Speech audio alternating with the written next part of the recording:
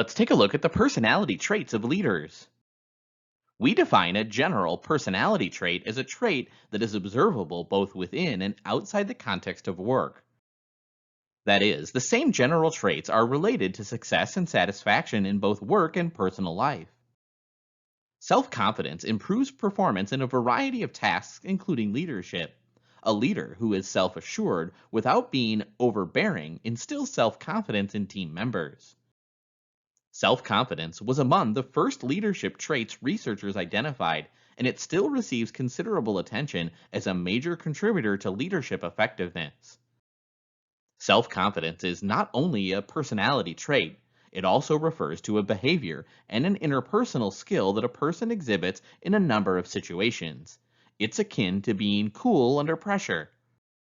Although self confidence is a key leadership trait, so is humility or being humble at the right time. Part of humility is admitting that you don't know everything and can't do everything, as well as admitting your mistakes to team members and outsiders. Self confidence is one way of looking at the self that contributes to leadership effectiveness. Extensive research suggests that a set of four other related self perceptions also contribute to leadership effectiveness. Core self evaluations is a broad personality trait that captures bottom line self assessment that is composed of self esteem, locus of control, generalized self efficacy, and emotional stability.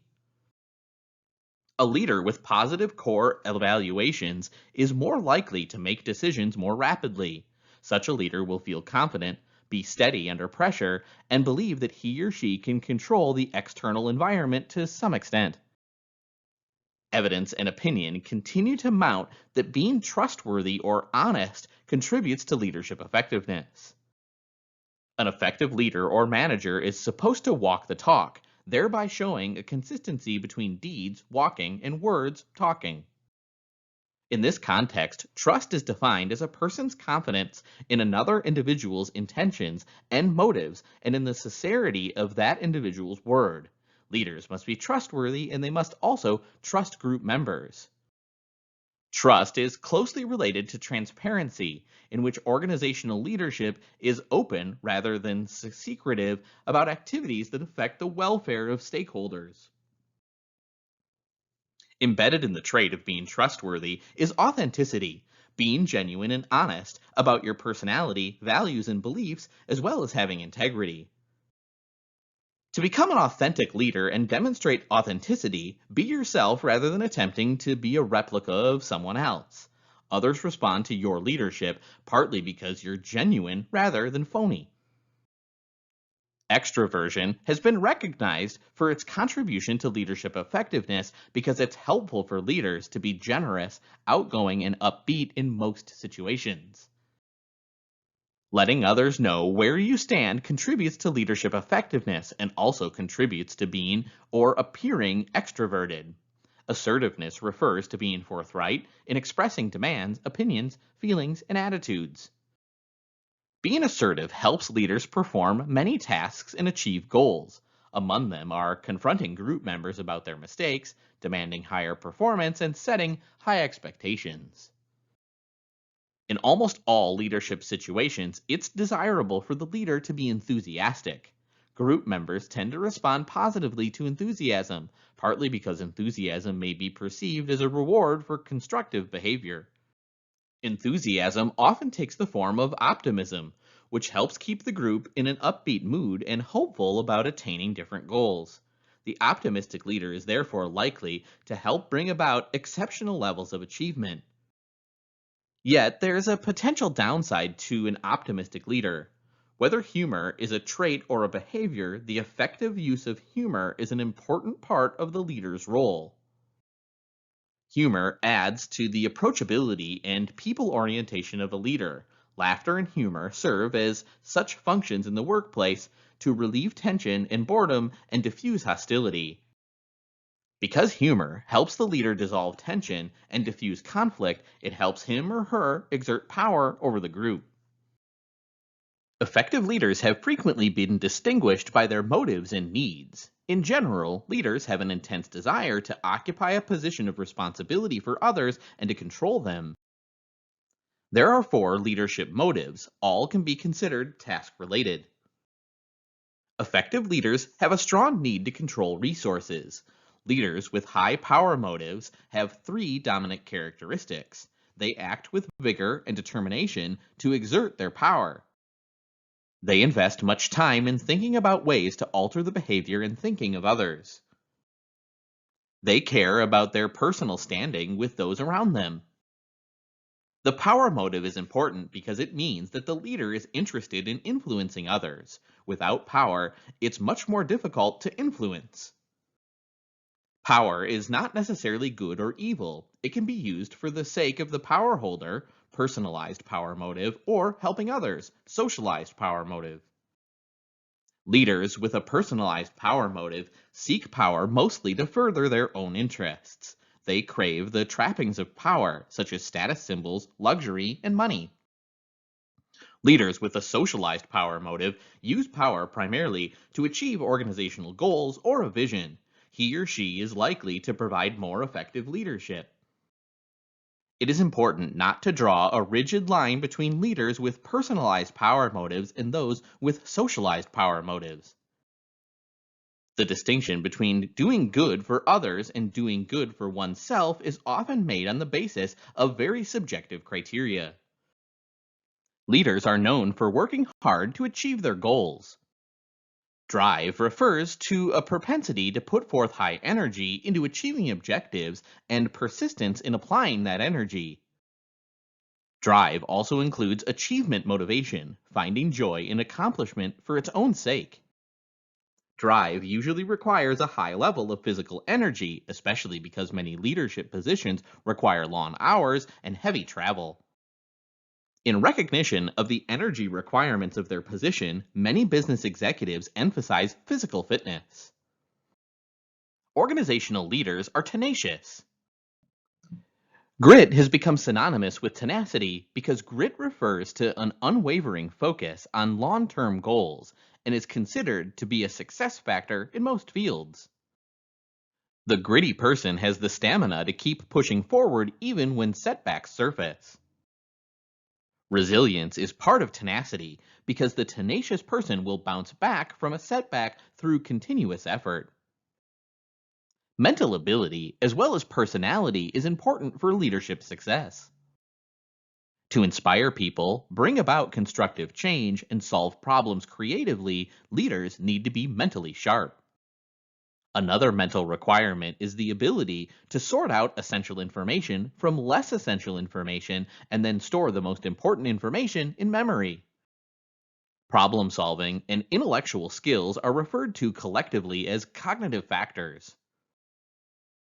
The descriptor cognitive is helpful to differentiate traditional mental ability from emotional intelligence. Being very good at solving problems is a fundamental characteristic of effective leaders in all fields. A meta analysis of 151 studies found a positive relationship between intelligence and job performance of leaders in many different settings. The relationship is likely to be higher when the leader plays an active role in decision making and is not overly stressed. Researchers also found support for the old idea that intelligence contributes the most to leadership effectiveness when the leader is not vastly smarter than most group members. Again, group members prefer that their leaders be smarter than the average group member, even if the difference is not large. Cognitive intelligence is all the more useful for leadership when it's supplemented by practical intelligence, the ability to solve everyday problems by using experience-based knowledge to adapt and shape the environment. Practical intelligence is sometimes referred to as street smarts and also includes wisdom. Recent evidence suggests that specific problem solving skills, such as wisdom, are more closely related to leader performance than general intelligence. An effective leader has to be technically competent in some discipline, particularly when leading a group of specialists. It's difficult for the leader to establish rapport with group members when he or she does not know what the group members are doing and when the group does not respect the leader's technical skills. The importance of knowledge of the business is strongly recognized as an attribute of executive leadership. Leaders at every level are expected to bring forth useful ideas for carrying out the mission of the organization or the organization's unit. Knowledge of the business or the group task is particularly important when developing strategy, formulating mission, and sizing up the external environment. Many effective leaders are creative in the sense that they arrive at imaginative solutions to complex problems, such as thinking of an idea for a new product or service. Creativity ability lies on a continuum, with some leaders being more creative than others. At the middle of the creativity continuum are leaders who explore imaginative but not breakthrough solutions to business problems. At the low end of the creativity continuum are leaders who inspire group members to push forward with standard solutions to organizational problems. Another important cognitive trait of leaders is insight, a depth of understanding that requires considerable intuition and common sense. Intuition is often the mental process used to provide the understanding of a problem. Insight helps speed decision making. Insight into people and situations involve people as an essential characteristic of organizational leaders because it helps them to make the best use of both their own and others' talents. For example, it helps a leader to make wise choices in selecting people for key assignments. Insight also enables managers to do a better job of developing team members because they wisely assess the members' strengths and weaknesses. Another major advantage of being insightful is that the leader can size up a situation and adapt his or her leadership approach accordingly. For instance, in a crisis situation, group members welcome directive and decisive leadership. Being able to read people helps the manager provide this type of leadership. You can engage your insight by charting the accuracy of your hunches and predictions about people and situations. To develop visions and strategy, a leader needs farsightedness, the ability to understand the long range implications of actions and policies. A farsighted leader recognizes that hiring talented workers today will give the firm a long range competitive advantage. A more short sighted view would be to hire less talented workers to satisfy immediate employment needs. The far-sighted leader or manager is not oblivious to short-range needs, but will devise an intermediate solution, such as hiring temporary workers until people with the right talents are found. Conceptual thinking refers to the ability to see the overall perspective, and it makes far-sightedness possible. A conceptual thinker is also a systems thinker because he or she understands how the external environment influences the organization and how different parts of the organization influence each other. A good conceptual thinker recognizes how his or her organizational unit contributes to the firm or how the firm meshes with the outside world. The traits, motives, and characteristics required for leadership effectiveness are caused by a combination of heredity and the environment. Leaders are both born and made. Personality traits and mental ability traits are based on certain inherited predispositions and aptitudes that require the right opportunity to develop. Cognitive intelligence is a good example. We inherit a basic capacity that sets the outer limit to how much mental horsepower that we have. Yet people need the right opportunity to develop their cognitive intelligence so that they can behave brightly enough to be chosen for a leadership position. A compelling argument for the trait approach is that there is convincing evidence that leaders possess personal characteristics that differ from those non-leaders. The current emphasis on emotional intelligence, charisma, innovative thinking, and ethical conduct, which are really traits, attitudes, and behaviors, reinforces the importance of the trait approach. Understanding the traits of effective leaders serves as an important guide to leadership selection. If we're confident that honesty and integrity, as well as creativity and imagination, are essential leadership traits, then we can concentrate on selecting leaders from those characteristics. Another important strength of the trait approach is that it can help people prepare for leadership responsibility. A person might seek experiences that enable him or her to develop these vital characteristics.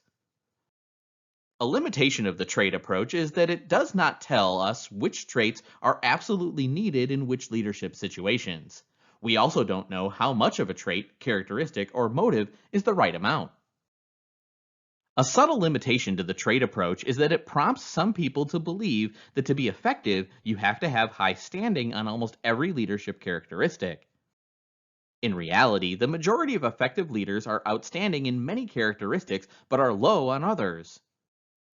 Another possible limitation to the trait approach is that some leaders might be convinced that they must be strong on one trait at the exclusion of its polar opposite, such as always being extroverted and avoiding introversion. A balanced perspective on the trait approach is that certain traits, motives, and characteristics increase the probability that a leader will be effective, but they do not guarantee effectiveness. The leadership situation often influences which traits will be the most important. At the same time, different situations call for different combinations of traits.